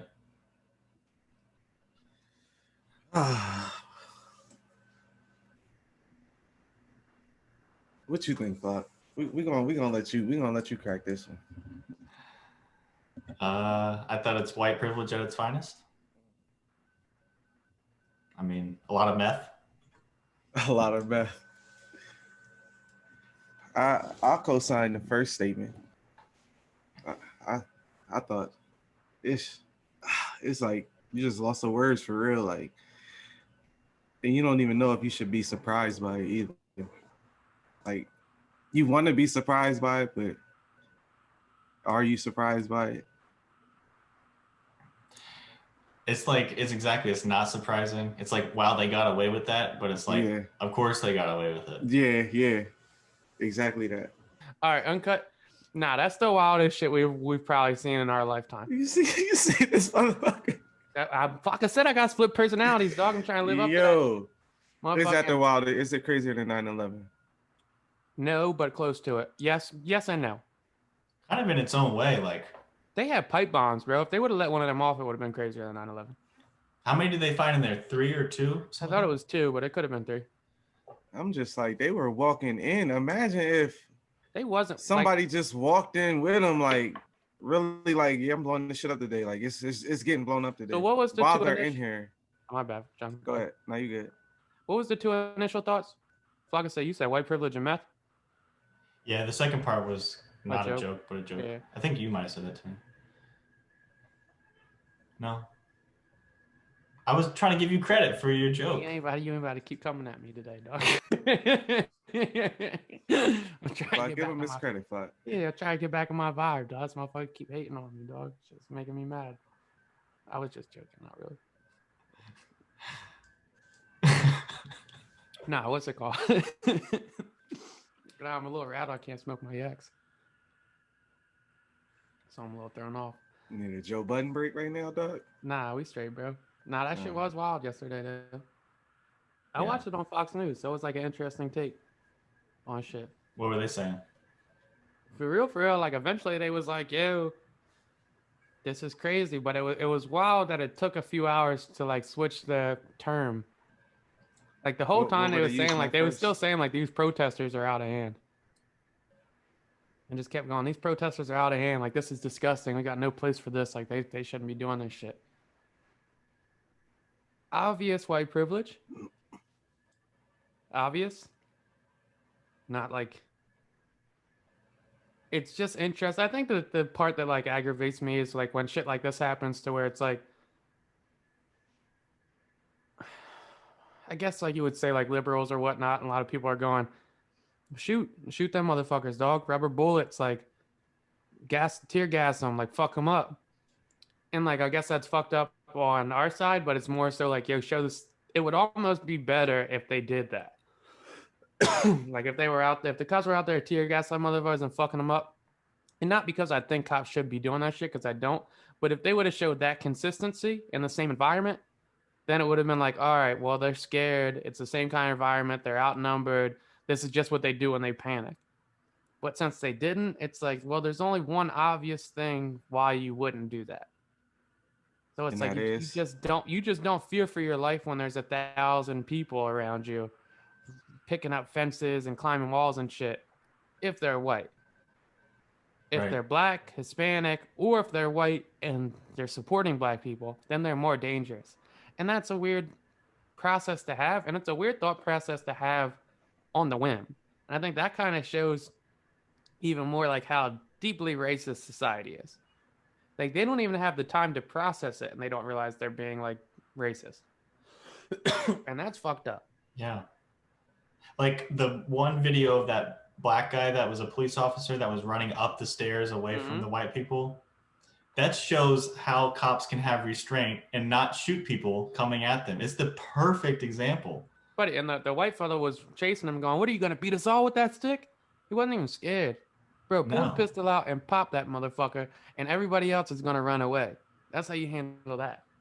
Well, I mean, you shouldn't. That's how you shouldn't handle it. I'm saying, but you think the Capitol building, you think you should getting shot, right? Yeah. Well, shit You was would sweet. think you're getting shot. No, bro, because you're getting fucking I'm a saying, pump up speech. You're getting a pump up speech from a motherfucker saying, "Yo, go walk up to the Capitol, show them their strength. Show them your strength. Walk up to the Capitol." This motherfucker's telling you they pussy. They cheated us. They robbed us. They're all pussy. They're not really about shit. We're the real America. We're the real America. We are the people. We make up this shit. Everything else is fake, is cap. They don't really have that many people. Go show them your strength. So you all the way boosted up from a motherfucker you look at like God. You look at this motherfucker like God. And he just told you you're the strongest fucking political movement ever, and you can do whatever you want. Yeah, you're gonna pump up and walk in that bitch. I think the wild shit was, and people aren't really talking about it, is they broke in with their tools and they tear gas and they pipe bomb, so it's premeditated. So that's a terrorist attack. Like, there's no other way of saying that's not a terrorist attack. They broke in with bombs, they had the tools to break in, and they had tear gas. They tear gassed the fucking cops, broke in that bitch, and was about to blow some bombs off. Yeah. Them motherfuckers is terrorists. How did they leave without getting arrested? That's crazy. Trump really, you're right. Trump really did put the battery in their back, though. He had them all the way charged up, ready to go, thinking that they could take on whoever and whatever, and they did. It was one shit I used to. I went through like I'm not going to say I went through a Hitler phase, but I didn't go through a Hitler phase. But I went through like a John where I really It's deep avoided or dive. anxious. Yeah, it's wild, right? I went through a deep dive of like researching like the Holocaust and all that shit and like how it all happened, because it's just curious. I'm like, you look back on shit and you go, how the fuck could that possibly happen? And you look at it and you go, Hitler was one of the best motivational speakers ever. Great orator. Like a wild wordsmith, like great at identifying fear and just like boosting the hell out of it. And then you look at Trump and you go, he studied Hitler. I get it. If this was fucking 1920, 25 and people didn't have computers to talk to other people or like text everyone and they're just getting fed lie over lie and it's convincing as a motherfucker. He's saying it so passionately and he's consistent with his passionate lies. So he's saying it every time and he's telling you at every fucking speech. These motherfuckers think everything he's saying is true, dog. And I'm glad he's done. I'm glad it's over. Are you, or do we think he'll be locked up for this? No. I sure hope so. No. I don't think so. You think he's going to be, John? I'm not sure. Because I mean, did he incite that? If you're saying he could get charged, I didn't know they came from the speech until like earlier today, and then they'll just reinforce that by saying that. So I didn't know they came straight from the speech there. That sounds a little like, yo, go do that shit. You could say he incited a riot, but then if you look at like the Facebook page and a lot of pictures and shit, a lot of those people that were there were already talking about how they were going to storm the Capitol. So I think he'd get off with it. And I know you've seen like people with pre-made shirts, Civil War 2021. So it looks premeditated. So it's like whatever he would have said, fuck? They would have did that shit. Yeah. But would they have? I don't know. Storming the Capitol, it sounds crazy. Crazy. I've been there so many times and like I've walked past it and the White House thinking, if I just take one step, they're going to shoot me. Like, you would think. Dudes run on the White House lawn, they get hawked the fuck down. Yeah. Have you guys seen the people that are like, this is a conspiracy? They are paid actors. Shit look like a movie. Yeah, it was Antifa. Shit look like a movie. Well, that's what I'm saying is like that. I see how the Hitler shit worked, bro. Because his followers are so blindly loyal to a motherfucker that he can literally give a whole speech, watch it happen in real time, and still come back and say, nope, wasn't him. It was Antifa. It's crazy. That's a scary loyalness to have to one person. So what do y'all think happens after, like now? Like, do they stop following them, or is that their leader now? Like, nah, you're our leader. Motherfucker, they might make a MAGA Bible. And once he dies, like that'll just be their religion. I don't know. Like that shit is weird, bro. He's definitely gonna get his own radio or something where he talks about. He's bigger than that. It seems like though. You can encourage people to. I mean, you are the president, but To encourage people to storm the Capitol, that's like next level power right there. That's like some Bane shit. Like you want some shit. All right, so I'm not gonna geek, but that Joan got shot in the neck, right? Mm-hmm. And it's wild that she got shot in the neck, and now motherfuckers is like, they didn't have to shoot her. Come on, man. Come on, man. What the fuck? Come on. Now we Man. saying the cops didn't have to shoot her? Yeah. Yeah. No, they had to let her have it. That's what the fuck they had to do. Let her have it. I'm surprised it was just one, honestly. That's what I'm saying. They should have been started firing, dog. They should have let them motherfuckers Even if have they it. shooting at the ground or in the air as they running towards them, like, yo, y'all tripping. This is the argument the motherfuckers always have on the other side of shit is you don't know what they have. You don't know what they're carrying. You can't see the quick reactions. They have their hands in their pockets. They doing this. There's fucking 20, 25, 30 people at the door of the motherfucking chambers with book bags and hoodies. If the cops have every right to assume they all have guns and they should have let them fucking have it. That's the argument from the other side. So if a bitch is climbing through a window and gets shot in the neck and dies, with the backpack on, bitch could have had a bomb. They didn't know. And now motherfuckers saying they shouldn't have shot her. They should have shot her knee. I ain't seen that, but they said that shit. Get the fuck out of here. Yeah, they didn't have to shoot her in the neck. She only had her head through the window. She didn't get much farther than that. And them dudes in there shooting to kill. Shit. Yeah, like those police officers or whatever they are can't aim super well, you know? Yeah. Like they're aimed to, I'm sure they're shooting to kill. They don't mess around. They hit her in the neck. They was ready to kill her. Yeah. She gone. And the people that are saying that this was all a setup, this is the Democratic Party or Antifa. So then how do you explain the person's family saying, you know, grieving? Like, how could you, that would be such a mass, like, conspiracy to set that up and to get all that to go down, the amount of money you'd have to have and power. It's just not even. This shit's fucked up. Like I said, this is the craziest shit we've seen. 9/11 was crazy. A lot of people died 9/11. I think it's a wrap. For the country? I think we have to divide. This is the beginning of the end? I think it's over. Is that what you predicting right now? This is the beginning of the end? It's bro, I'm watching Fox News yesterday and like initial reaction, you're getting a live reaction from all the people. Chris Christie comes on, a New Jersey guy, like was helping Trump write his speeches and shit. It's like, this is despicable. He incited it. There's no place in politics for this. Like all the people are giving their speech in the Congress and shit. It's like, yeah, this is not okay. And then I turn it on today. Tucker Carlson's on there. Well, we should be talking about what led up to this.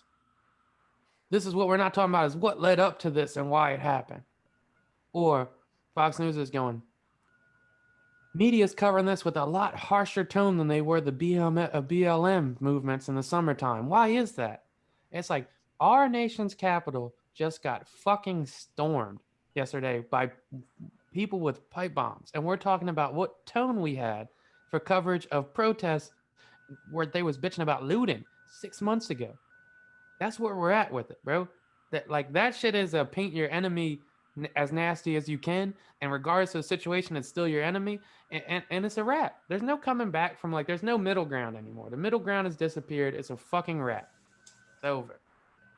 It's basically pick a side at this point, huh? Split us up. Who gives a fuck anymore? Split us up, dog. Split us up. But let them motherfuckers dip spit and fucking coal mine. Well, they gotta take the middle of the country or something. I don't know where they going. They could have Florida. Florida kind of cool, right? Florida is cool. Florida's cool. We could take the top half and they could take the motherfucking lower half. Nah, we got that lower half. They'd have the middle half. The middle half. They could just have the middle. We'll take the coast. Ocala. We'll take both coasts. Would that be wild if they just was like, all right, if you believe this way, you have to move here. If that's how you thinking, that would be some wild shit. I mean, that's what they wanted in the beginning with the Confederate and the Union. I mean, I don't think the common ground's ever going to come back. Like, you've been talking to people that's really and it's wild too, because you'll talk to regular conservatives and they'll be like, this shit's out of hand. This is ridiculous. This is stupid. This isn't what we wanted. But if you'll talk to his believers, and I think there's a lot more than I realize, that aren't conservatives, that are just Trumpers. They don't want any parts of this shit, regardless. They're not going to stop. They're going to keep doing bullshit. I mean, how many times do they have to do weird shit? Didn't they just try and kidnap the Minnesota mayor or whatever the fuck it was? Like, Yeah. So, how many times are they gonna question: keep doing weird shit, dog? is this just like a white thing? No, because it So was you my so you think it's like, all right? So when you say Trumper, like a Trumper, what's a Trumper like? What is it motherfuckers that love saying? Trump. Just his beliefs, or are they? Do they You believe think in it was? certain ideas, or You think, Nationalism. you think it was Jewish people that liked Hitler? I don't know. I don't know. I'm for real. Yeah, I don't. That's why I'm asking. I Because I'd don't be know. seeing black people and Hispanics at the Trump rallies, and I'd be like, man, that's crazy. I think they're like a minority. I think it's people For that I don't sure, think minority. it's just about race. I think it's about nationalism. Mm-hmm.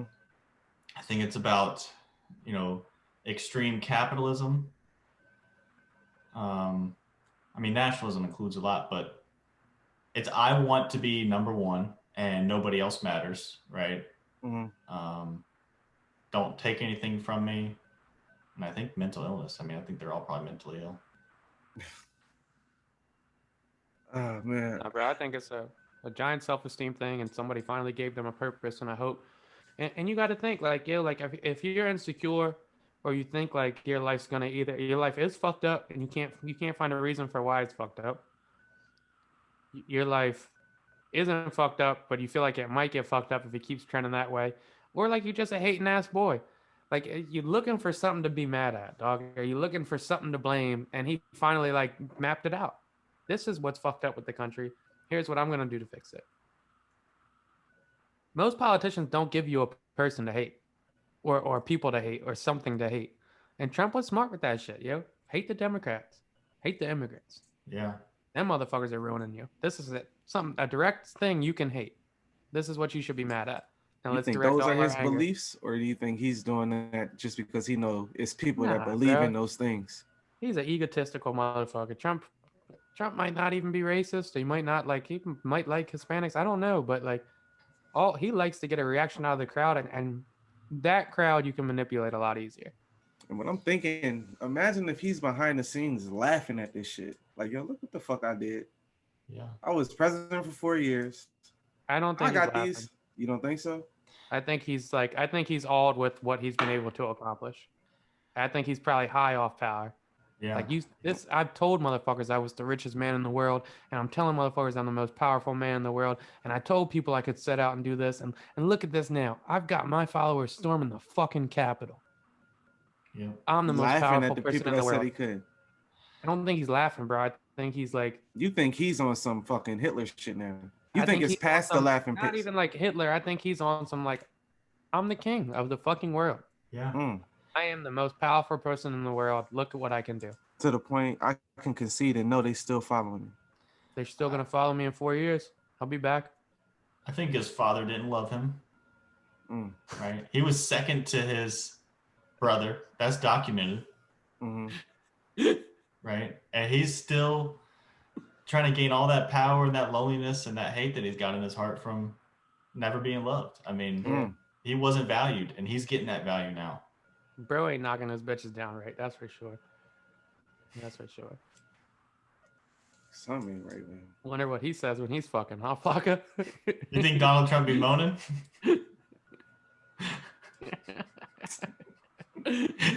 Could probably say some wild shit. You know, Mike Pence isn't even allowed to go in another room alone with a woman. You heard him say that? I saw that. He's not allowed to What go to the dinner. fuck? Yeah. He's not. Mike Pence has never been on a dinner with a woman alone. Why? And he doesn't go to parties with alcohol unless his wife's with him. Oh. That boy be horny as shit, John. That's why, dog. I didn't know he was married. I was lost for a second. Like, what? Nah, he's married, bro. He can't go to dinner with a bitch unless his wife there. He was supposed to sign a document, right, with a congresswoman or something like that, and he couldn't go into her office by himself because is that like a rule, or that's a rule he holds for himself? Like something he lives by. You gotta think Mike Pence is the guy that passed the bill in his fucking state to where you can be a business owner and not serve gay people if you don't want to. He's a wild boy. Mike Pence is the conversion therapy believer. Like he's a wild guy. He just might pop off and start fucking something out of nowhere. Like Mike Pence be at dinner, they about to sign a bill, he just pulling his meat out. No, dog. Mike Pence different. Wild boy. I'm different. Yeah, I'm different. Ew. No, that shit was fucking nasty. What happened yesterday? Um, and I was kind of like watching, and I go, "Wow, finally, we're all gonna be looking at this shit like, yo, we got too far. Shit went too far left. We gotta like bring it back." And like the reactions I'm looking at, I'm like, "Too far gone, baby." That shit look like a movie. Like really, like damn, the end is coming and shit. It's too far gone, dog. The reactions from people like, if you see that and your first reaction is that's Antifa, we're too far gone, dog. Or if your reaction is a motherfucking one of my uncles posted that motherfucker said now Democrats love the police. That's your first reaction or Capitol discuss storm, bro? And who No even Democrats. said that? Like what the fuck? Motherfucking the congressman from Florida said it too. Now they love. When did they even say that? Congressman on Florida said in the middle of his speech, he said, "This shit's despicable. What happened?" Blah blah. It's like a 5-minute speech. The boy Gates, Floggy, you know who that is? Gates? Yeah, it's like Matt Gates. Oh yeah, that guy that got a DUI. Looks like a cow. Yeah, exactly him. He gives his whole speech, 5-minute speech, and then he goes, "And today, I will say, finally, was the day our Democratic colleagues did not want to defund the police." And all the Republicans started clapping. And I'm like, yo, 4 fucking hours ago, they brought pipe bombs into this room you're in. And you're cracking up about the defund the police. You guys are fucking pussy weirdos, dog. Like weirdos, dog. Like That shit was weird. yeah, weird time we're living in, dog. It's crazy. But I don't think I think the majority of conservatives or Republicans don't agree with that shit. I would hope so. I think feel like extremist fraction, but I am a little concerned that I think the extremists, there's more extremists than I realized. I think the majority of conservatives don't agree, but they still won't denounce the person they support that did this. And that's like, where we're fucked. 75 million voted for him. I'd say 15 million stand by him regardless. Yeah. It's a lot of fucking You think people. 60 million people reversed after yesterday? Nah. I don't think 60 million people, let me clarify. I don't think 60 million people are ready to just do shit like storm the Capitol. But they'll stand by the guy that incited it. 60 million probably don't give a fuck enough to do that. You think, what percentage you think clapping from a distance though? Like, damn. I think 15 million ready to go to war for that motherfucker. I believe it. That's 60 million though. That's exactly what I think, wasn't it MLK that said that it's not the radical KKK, it's the people that are in the middle that don't do enough to make a difference. That's that 60 million. Like they're not going to go storm the Capitol, but they're still not going to stand up for what's right. That's more dangerous than the small groups. Did y'all ever think that you were going to kill the game when you finally learned to crump? Say it one more time, bro. I said, did you ever think that you were about to kill the game once you finally learned how to crump? Crump? Yeah. Did y'all have crump? I never properly learned how to crump. No, me neither. But... You was crumping? I guess that was like a down south thing, huh? I never crumped in public. You was punching the fuck out the air, huh? Yo, I never did it, but when the movies came on, I was for sure saying to myself, boy, once I learn how to do this, it's over. I remember when we was younger motherfuckers was pop locking. That shit was funny. Was pop locking, and then he started Wu-Tanging and chicken noodle souping and shit when we got older. I don't think they really hit the crump like that. Did people crump up here? Yeah, they crump. I don't remember. Not on the level of like a swagging or like you said, a Wu-Tang, but I used a Wu-Tang. I remember that. That was probably more down south, the crump. Yeah. You was in the kitchen crumping. Mom, I'm doing it right. Mom making spaghetti. I'm trying to crump. Your dad, like, take that shit outside, Jake. You Guys Serve definitely have motherfuckers crumping that ain't need to be crumping. That's a fact, dog. Oh, fuck, had me pop locker. Did y'all ever feel a superfly whenever a girl would write on your hand in class? Fuck. Is it frozen again? When on your hand, it was choppy. Nah, you back? You can't hear us? Now I can. It went away again. You said somebody was writing on your hand? Yeah, did like girls write on your hand in high school, middle school? No. No? Yeah, Like as a way of yeah, flirting? yeah. That was their shit. What they They write? name anything. Yeah. On your hand? Yeah, with a Yeah. pen. Damn, I ain't getting no bitches Stupid. though. You definitely got. You ain't never get wrote on. No, bitches used to write on my school ID. It And was shit like destroying that. your property. Or like my notebook. Notebook, yeah, notebook, hand. They wasn't writing on my hand. Yeah, the hand, The the fuck? notebook. Yeah, I done wrote on some hands. You wrote on the Oh, hands you was back? jotting down. I done signatured hand, yeah. You was tagging your name early. Yeah, early in the game. Yeah, I remember thinking that they were about to get the D once they wrote the hand. Hey, you remember them little bracelets they had? Ooh, the bracelets. Was Yeah, that if you got middle a school? bracelet. Yeah, bitches like, ooh, don't break it. If you break it, gotta ain't get a shit. pussy up. You break that, John. Chill, don't break it. You like, Motherfuckers used to break them too, knowing they ain't getting shit. What's yellow mean again? Yeah. Oh, dumb. Break that 12 white one. doing It's that shit. I had this one girl that sat behind me for a long time in history class. I think it was middle school or high school, and she used to write on the back of my neck. I thought that was that's next fucked level. up. That's crazy. What she was You writing? was committed. Yeah. Jessica. Writing her name on that with little hearts. And I was like, okay, it's over for me. Yeah, I'm about to Did get my berry wet. Did y'all ever come home with a hickey and your mom or dad see it? Yes. Oh my No, goodness. yes and no. Yes. My mom spazzed on me when My mom never I came spazzed. home with my first one, like, you ain't about to be in them halls walking around with no, she called them passion marks on your neck.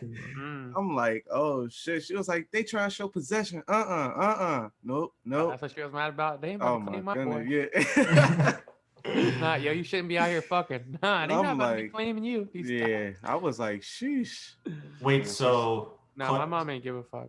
But them shits used to stick out because we white, so that shit stick out like a motherfucker, dog. Yeah, I wasn't getting hickeys like that for real, but that's cool. No, my mom ain't give a fuck ever. My mom She was not one of like those, that shit. Just practice, just be safe. So wait, women used to claim us from a really early age that women are super toxic? Is that what we're saying? Shit, possibly. If that's the goal of a passion mark or a hickey. Nothing wrong with showing off your partner. Meeting their needs. Early. The LaMelo Ball is good. He's good. He's good. Yeah. Is he better than Lonzo? No. Okay. No. I think he's good. Right now, Lonzo's- is he better than Lonzo? No. No. Will he be Lonzo's- better than Lonzo? No. Maybe. Who knows? Lonzo's a top 5 point guard defender. I'm mad at that. And he's probably a top 5 passer. So Shit, his no. brother, a top 10, top 15 passer though. Yeah, for sure. His brother's good. LaMelo's good. And he's 6'7". Yeah, that helps. Do you know who's good though? Julius Randle. He's good. Yeah. He had a good game. He's been good for a while too. Yeah, yes. He's been good for a while. Yep. He had high expectations coming out of high school, so I'm not really surprised. Like, he's too short, and then they were saying his arm reach was too little. He's 6'9", ain't he? No, he's 6'8". And his wingspan's corny, and he's not a super athlete. I remember when Zion was coming to the league last year, and they said, "Oh, he's just Julius Randle." Like that shit was an insult. I was like, "But Julius Randle's nice as a motherfucker." Yeah, that was when Cantor had said that shit. And now Julius Randle's averaging 26, 12, and 7 assists right now. 5 and 3 Knicks. How many years has he been in the league? I think this is his 6th. Was he a bust at first? Kind of? No, he came in the league. First year, he broke his foot first game out. Second year, I think he averaged. He was just on shitty teams. Second year, he averaged like 14 and 8, and then ever since then, he's averaged a double-double. Well, when he was with the Pelicans 2 years ago, he averaged 20 and 10. Last year, he averaged 20 and 10. I feel like it's really hard for hoopers to come back from an injury at the beginning of their career. A lot of times you see that kind of screws them up for a while. Like Griffin. Yeah. That's how I feel about Jabari Parker. That shit just happened so fucking early. Harry Giles. Imagine if Brandon Roy another one. Who? Oh, Brandon Roy would have been crazy. Oh, yeah, Brandon.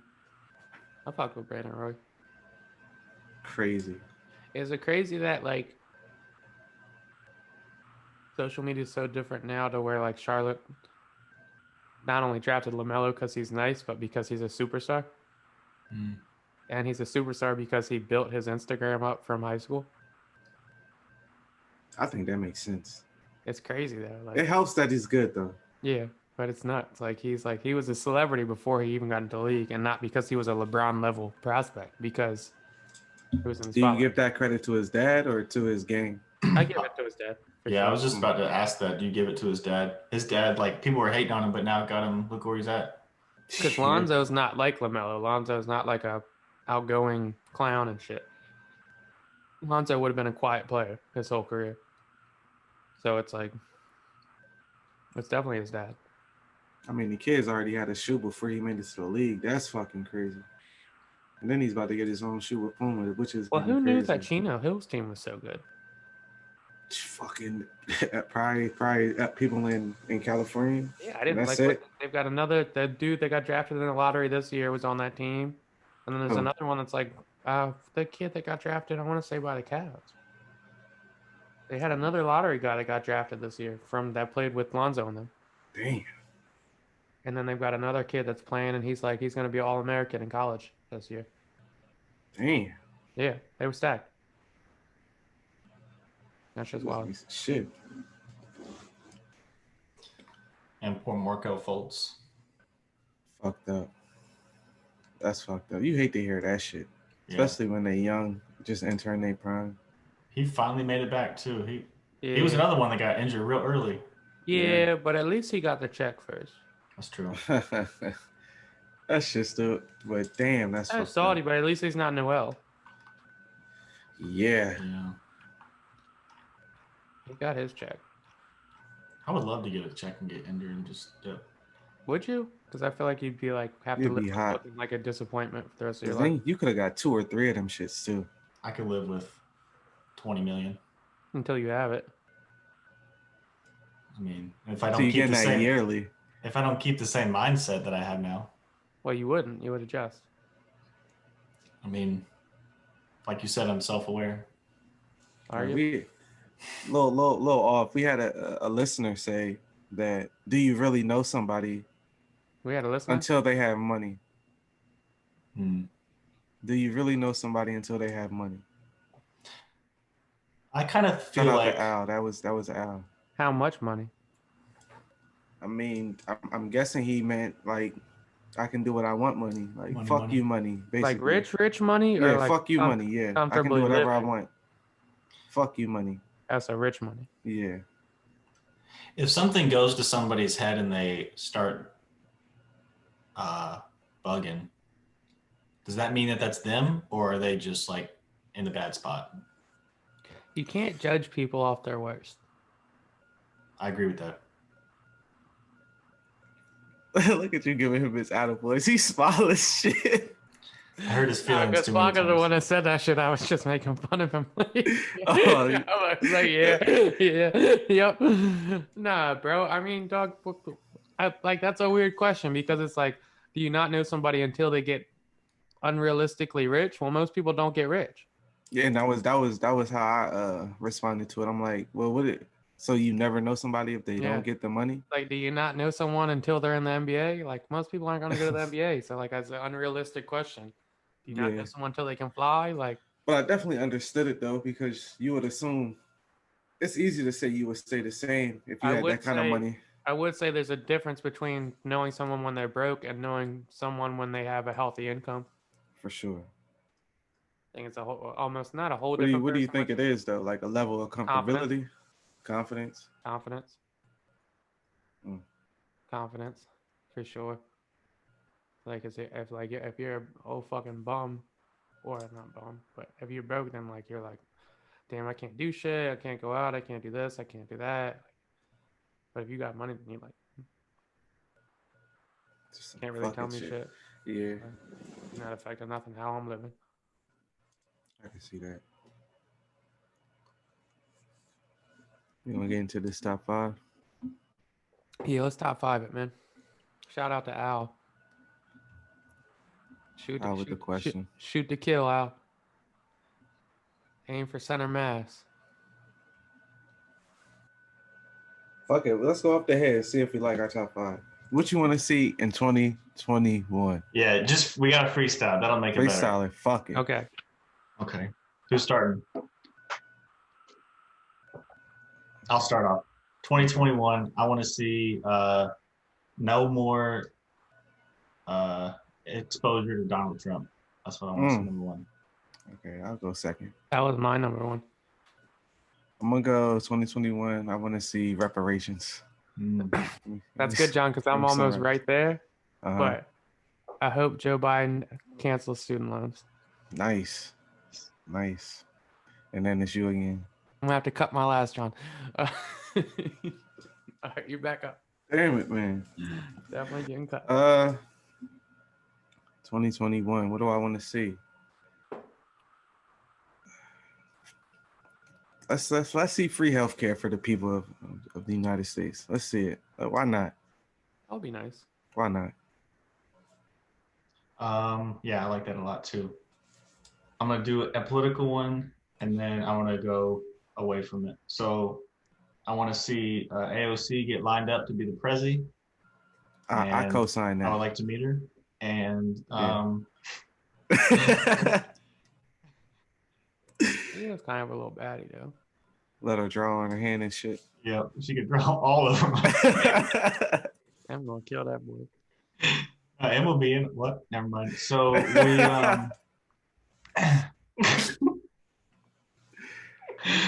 cut that shit.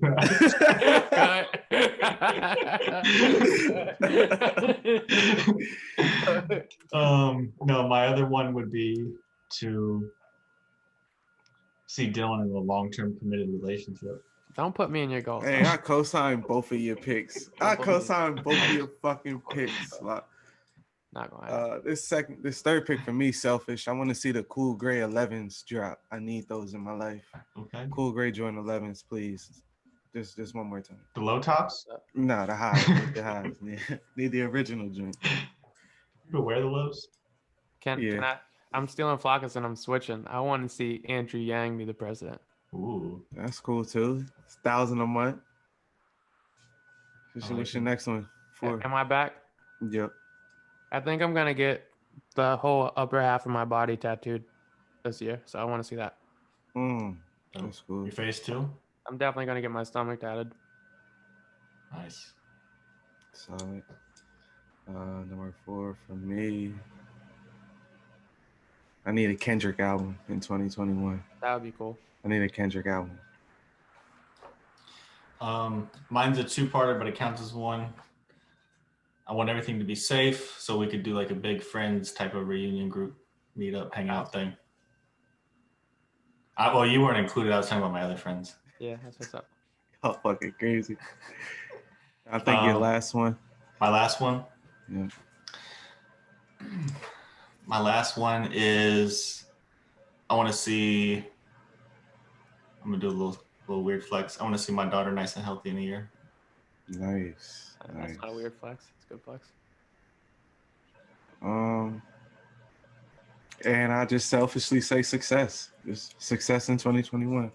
Which means what? What is success for you, John? What is success for me? Happiness. Pure bliss. Happiness. Yeah. And how do you get that? By living freely. Just vague answer after vague. Just living freely. And I'm crazy. So you should have asked this earlier. We're in the top 5. We could go an hour on that one. Yeah, we could. Mm-hmm. Deal, last pick. Am I still going? It's the last pick. Last pick of the day. I want to see myself turn 30.